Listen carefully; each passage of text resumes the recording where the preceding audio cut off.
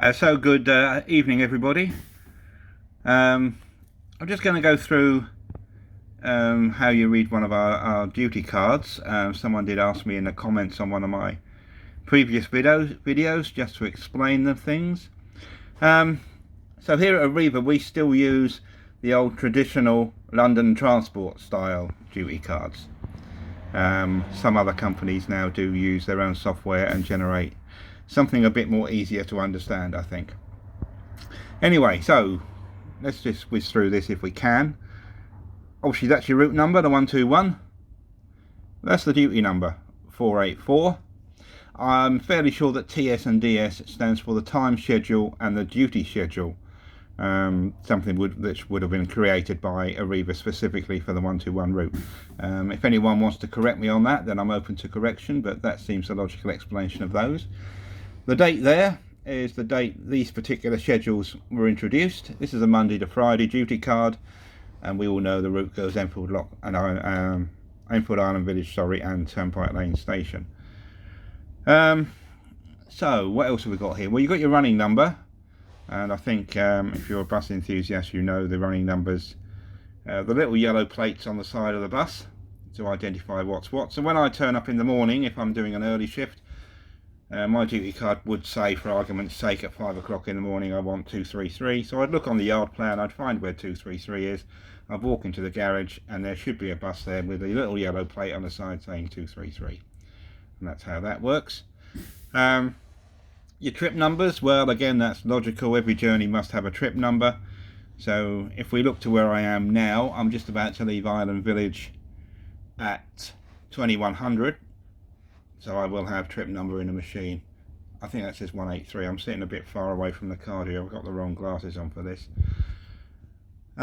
So you only need to put it in once for each section of duty. So when I take over at 1708, I put the trip number in there, which I think says 134, and then it will automatically update itself for the rest of the trips until I come off my break there.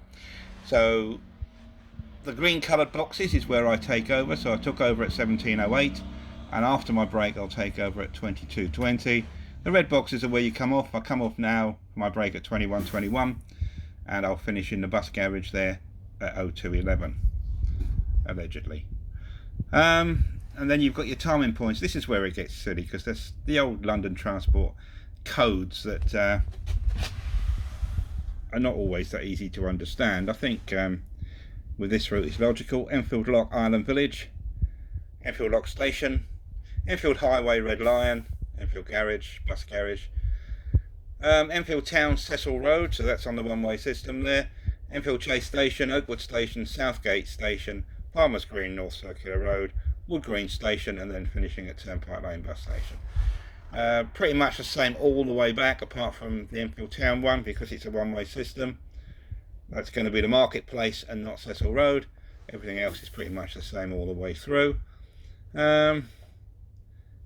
And that's about it. Oh, there's your garage code there. So if you have to program the iBus unit, the MDT unit up manually, then you'll ask you for your garage code. Also, you do need to put that into the ticket machine when you take over a bus. It'll ask you for your driver number, your running number, your trip number, your garage code, your route number, etc. Not necessarily in that order. So hopefully that's pretty much self-explanatory. Along the bottom, buses run dead on journeys underlined. Well, there's nothing underlined on here, but if you were say finishing up here at Island Village, say I was finished here at 2038, then there would be a long line there, and it would show, or a short line, it would show bus garage finished, bus finished, whatever, and that would be run dead from the village. But that's not a situation on this duty card. That's a brief rundown of how you read one of these duty cards. Hopefully you understood what I was waffling on about. I think most of you are bus enthusiasts, so it's all going to be self-explanatory anyhow.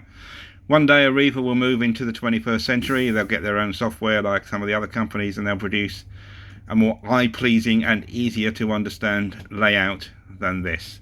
But there you go, that's what I've got at the moment. I'm used to it. I mean, I started with these in 86 at Muswell Hill Garage and the old days of London transport, so it's pretty bog standard for me.